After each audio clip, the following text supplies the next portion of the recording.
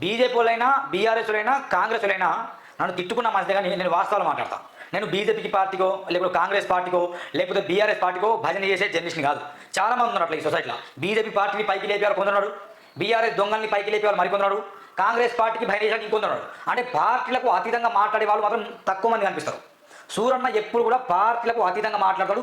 ఎవడు తప్పు చేసినా, బీజేపీ తప్పు చేసినా, బీఆర్ఎస్ తప్పు చేసినా, కాంగ్రెస్ పార్టీ తప్పు చేసినా, ఏ పార్టీ తప్పు చేసినా ప్రశ్నించే గొంతుకగా ప్రజలు కూడా కొట్లాడుతున్నాడు. తెలియదా? బీఆర్ఎస్ పార్టీకి భజన చేసేవాళ్ళు, బీఆర్ఎస్ పార్టీ మోచేతి నీళ్లు తాగేవాళ్ళు జర్నలిస్టుగా చలమనైతే సిగ్గుచనం లేకుండా ఉన్నది ఈ సొసైటీలో. చెప్తున్నాను కదా, మొత్తం అదే పని. కేసీఆర్ని భజన, కేటీఆర్కి భజన, కల్వకుంట్ల కుటుంబానికి భజన, కల్వకుంట్ల దొంగల కుటుంబానికి భజన చేస్తూ వార్తలు రాస్తాను, వార్తలు చదువుతాయి ఇలాంటి స్త్రీలు పెట్టి. తెలియదా? వాళ్ళకు ఉండాలి కొంచెం సిగ్గుచరం. కాంగ్రెస్ పార్టీ కూడా భజన చేసే కొన్ని ఛానల్స్ ఉన్నాయి, వాళ్ళకు ఉండాలి సిగ్గుచరం.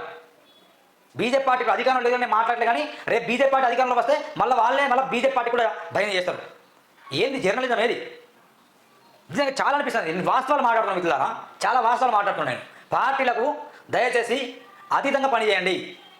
ఏది తప్పు, ఏది నిజం, ఏది అబద్ధం, ఏది అసత్యం, ఏది సత్యం, ఇవి బాగా గమనించి మాట్లాడండి. ఇజ్జతి పోతుంది, జర్నలిజం ఇజ్జతి పోతుంది. అదే పనిగా పెట్టి పని చేస్తాను. కొంచెం మానతం ఉండాలిగా. తెలియదు మాకు ఎక్కడెక్కడ నుంచి ఎవరికి సీనియర్ వస్తుంది. బీఆర్ఎస్ తెలంగాణ భవన్ నుండి 16-20 మంది గట ప్రతి నెల శాలరీ వెళ్తారట జర్నలిస్టులు ప్రశ్నించే వాళ్ళకు.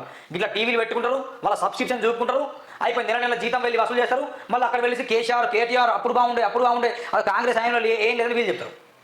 మరి కొందరేమో కాంగ్రెస్ పార్టీని విపరీతంగా పొగుడతారు, బీఆర్ఎస్ని విపరీతంగా తిడతారు. వాళ్ళేమో కాంగ్రెస్ పార్టీ దగ్గర డబ్బులు తీసుకుంటారు. ఉన్న లాంటి వాళ్ళు పనికి మాలిన విధవలు అంటున్న వాళ్ళని.